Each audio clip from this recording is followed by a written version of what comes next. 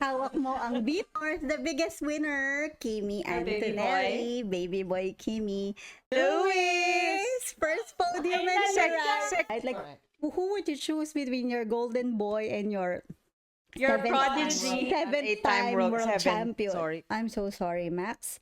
He has no kind words to say about this. superstitious about these things. So You maybe probably have a point. Exactly. You putting Oscar, we should give you a negative for that. Come on, guys. No. Come on. No. Have a point at No. least. No. Come on. No. This is Grandstand Gossip. From the grandstand to the group chat. Rumor has it I'm the one you're leaving her for. Rumor has it.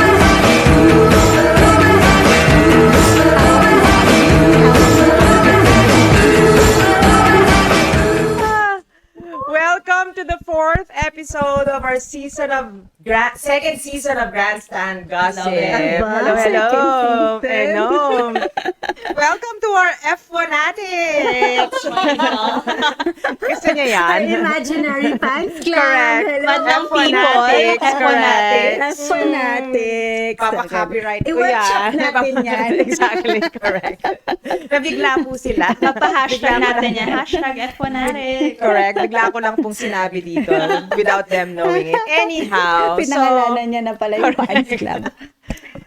so this episode is for we were going to deep dive the Shanghai Grand Prix. What happened in China? Kasi naman po, wala po kaming chance after the live watch na i-dissect dahil naubusan po ng boses ang we ating need resident analyst. recovery Resident time for analyst. our vocal cords. Correct. Did you Kaya- guys enjoy that race? I did enjoy it basically because of you, I think, probably. But anyhow, so yeah. Okay, go. So this episode is mainly about Shanghai Grand Prix, and so are we kicking it off with? With our winners. So, who's your winner? Kimi! Of course, the biggest winner, Kimi baby Antonelli, baby boy Kimi, the second youngest race winner in F1, and his first ever, first of many F1 race wins. No. So proud. Yes, and you were saying it was an emotional Correct. win for him and Yeah, I teared for up as everyone. well. Yeah. Naiyak ka doon Oo. sa interview. Yeah. I watched a vlog with David Coulthard in it. He was the one Yeah. interviewing Kimi. Yeah. Someone was already telling him to move on to George, but then he chose to stay with Kimi because he can see that the emotions are coming out. Alabas na. Yeah, exactly. So one of the best interviews in the Correct. podium, right? One of the best podiums, dare I I know because of say. our second winner, Yes. Louis, first podium in Ferrari. Second winner. Para namang ano? Second notable, Exactly, correct. Yes. here in our Third po episode. siya in podium, but second First winner in for a us. while. It was a drought for us, guys, Lulu fans. So, I know. this are you, was are you great. manifesting your championship bet here? Like we've ticked the podium finally. But I'm very, very happy he needed this one. And we can see the spark is back. So, I know. And that race with Charles was so amazing. Chef's kiss. Exactly. We were like shouting.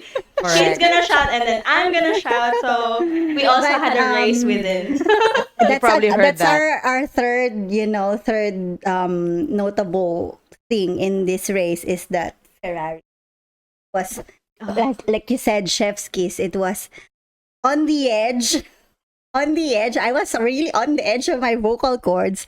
And I was thinking We they heard would that. crash at some point. Yes. But then it was, But it was very purely, clean. you know, Oh. respectful and fair and hard racing. Correct. Actually, no one wants to give an inch, but they managed to, still, I think at the top of their head, like, this is fun, but as long as I don't touch my teammate, correct. like, we can still keep going like this. And we haven't but- seen that in a while in F1 as well. Oh, So, because- we've seen it in that kind of racing in Australia when during the correct. start. They've actually, these guys, both Lewis and Charles, they have started. We had the prequel during sprint. Well, I was watching and I was shouting as well, like, please don't crash with each other. And I think they were kind of feeling a bit short on the racing at sprint because it's only a few laps, right? And then they've continued on with the race. Both of them were smiling. Mercedes is so far away. Might as well. Correct. It was good TV. It was good TV, basically. Correct. It was Correct. good TV. Yeah. But that was the podium that you like very wholesome. A very, very wholesome podium. With Bono Kimi, there. with George, and then Lewis, previous Mercedes driver, and then with Bono. Remember, we the were race betting engine. who's gonna go up there. Yeah, and I already know it's gonna be Bono. So who's Bono for Yeah, so- listeners here who doesn't know him? Yeah, so for those who doesn't know him, he was Hamilton's race engineer for For many years. when Well, he he's was in in Mercedes. So both of them were young. I think They they're grew the up same together. age, and they're winning races and world championships together. So yes, and he was the one who made the line iconic. It's hammer time. Yes. Okay. And so now, Stop. basically, when Lewis left Mercedes, so Kimi he's now inherited in Bono. charge. Kimi's race. So he said that it's different, but then with Kimi, I can mold. Exactly. Still very young, and I love seeing the playful Bono. Yes. Like they always have. I love that relationship. But also, I love how Toto was so proud. Of course. Very, Proud very- daddy. Yes. I think there was a footage of him like checking out the podium and was just smiling the whole I know. time. He said it was surreal. One of the surreal moment for him seeing those drivers with Bono. And I also love during the interview with Kimi's dad how he's not so hype up. Yeah. Like he's still very practical. Like no, I think Kimi's young. He will still have mistakes. He's still learning. This is still his Correct. second year. So they're not getting ahead of themselves thinking that he will become a world champion Good for contender Kimi as well, this not year. having that pressure. Yes, exactly. Because he's kind of like an emotional Correct. driver. So he also feels the And he's Oh, yeah. young, so Yeah. a lot of I think that's the testosterone edge of going. Mercedes nurturing yes. young talents as Yes. opposed to Controversial. Controversial. Okay. But yeah, so Lewis is very happy with his podium.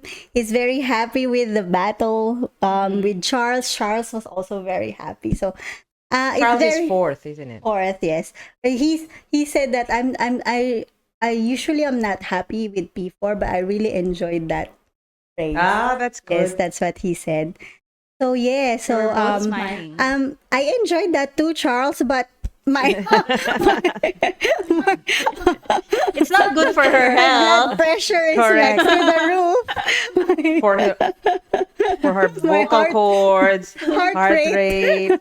Exactly. So but I'm looking forward to more of that. I don't mind Masaya. it. It's fun. As long as you keep the respect, you don't hit each other because you're gonna just lose points, right? So but hopefully, I mean, in the long run, within this season, that they would take the fight. Hopefully, so because Only I time feel will like tell about I that. feel like on the China race, it's like we can't really get to their pace anyway, so we might as well fight among ourselves for this last podium place. So yes, But it's a big gap, so we'll have to. yes, exactly. So that's what Louis said. Like we need to get back to work. We need to find more performance because they're way ahead of us.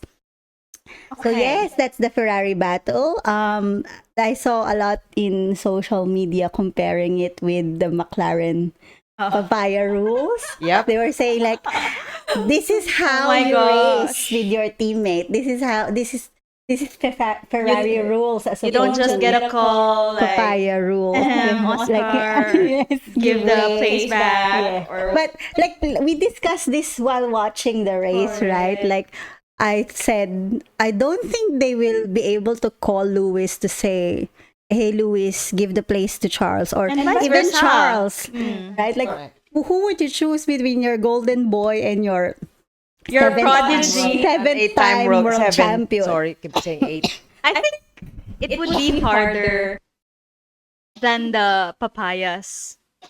I think this situation is more tricky. Definitely, it will be So, trickier once they are contending. If we're left for with world 3 championship. races, they're gonna decide in the Yeah, end anyway. So I still think I that they should wonder. battle it out as long as they don't hit.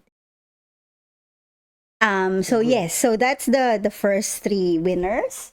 I have some losers. consolation prizes. Ah, okay. No, Ollie Bearman is actually best of the rest. Ah, yes. I think I did see that So one. he's very consistent. I think Points. he's your number one baby boy right now, right? Yeah, he's so cute. Yeah. And I love his interviews too. Yes. He's so he's so unfiltered.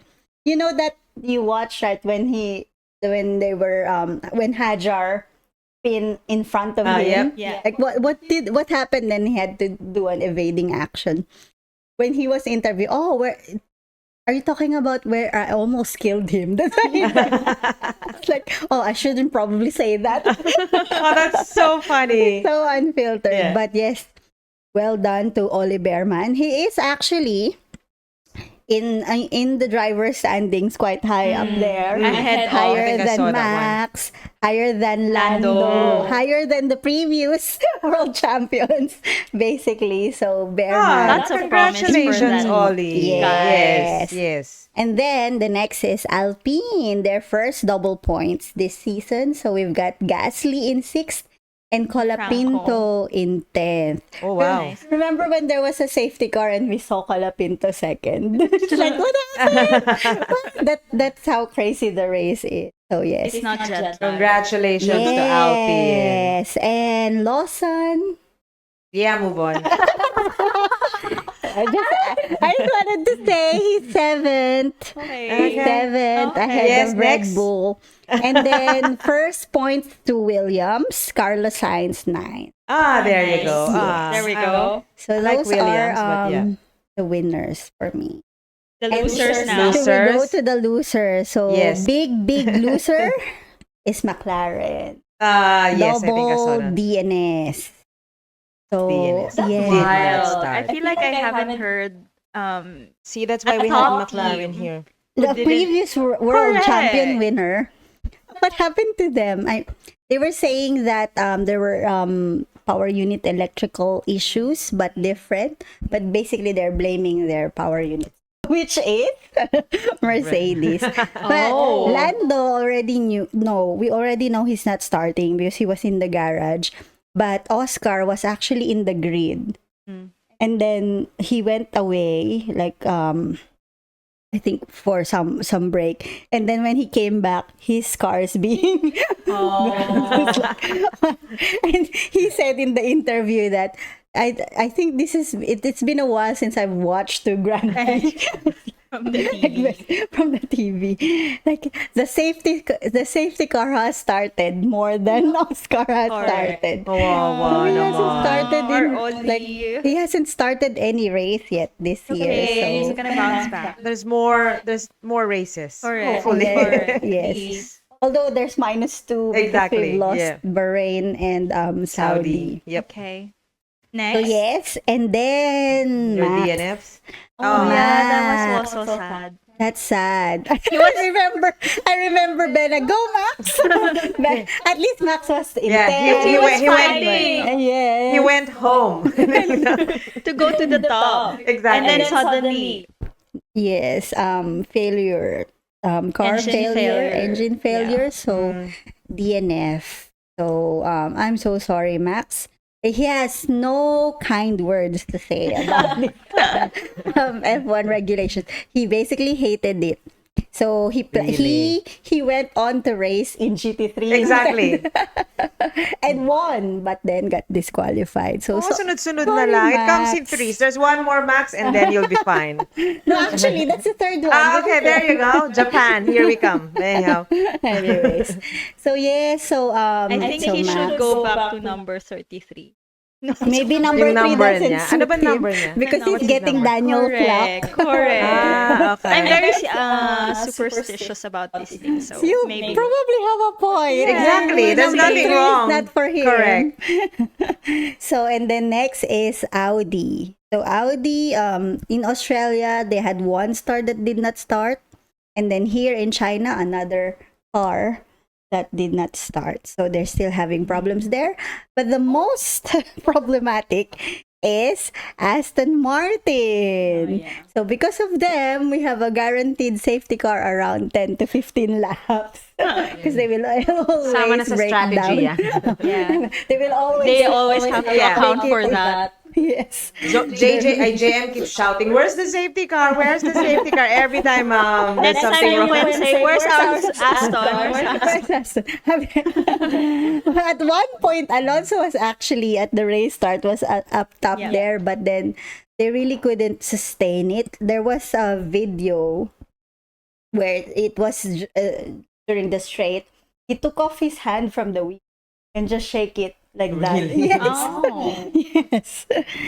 So yes. So With Tumigil that na lang. comes a big news. the breaking news is Jonathan Whitley, who's the team principal of Audi, Yeah. is I saw leaving that. Audi with immediate effect. Mm-hmm. And the rumor is that he will go to Aston Martin as team principal because Newey would focus on the technical aspect. design Okay. of the car. So he needs to offload and really focus on the design so that they can catch up. I But heard it's still a rumor.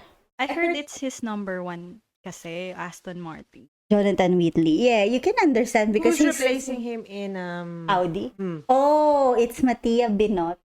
Oh, the He sounded previous- excited. The previous team principal of Ferrari. That guy. That guy. Yes. The curly Yes. guy, yes. So he is CEO of Audi. Okay. And then I think there is some politics involved why Jonathan left.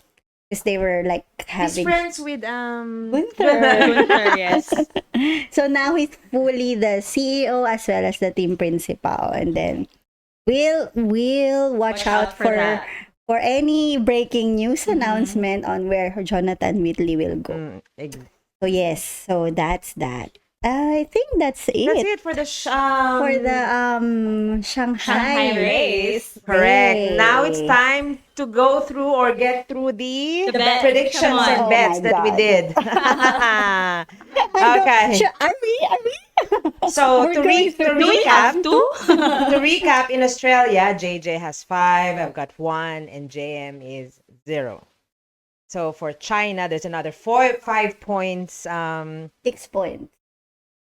Up for up for grabs. There you go. Yes. So let's start with the winner, myself. I've got Max for first place. Obviously, did not finish. George as second, 2 points, and Kim winning the one, race. So you got 0. I got you 0, had so I got you 2 have points. 2 points. And then let's go to. We'll leave you last. Our analyst. Our analyst, JJ. Yes. You had George, Kimi. Should have switched them around, but yeah. And then third is Oscar. you putting Oscar. We should give you a negative for that. I believed in him, but maybe for the next 6 races, I'll leave you first. I got 6 points for a time.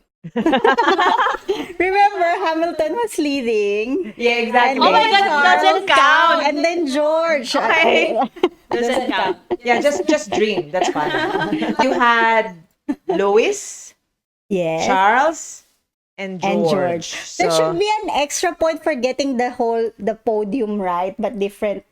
Oh, for all 3 people in the podium. No. Come on, guys. No. Come on. No. Have a point at No. least. no. Come on. No. You're How, too far how are anyway. we? How are we going to? So if you had the 3, I had the 3 guys. so that means 1 point.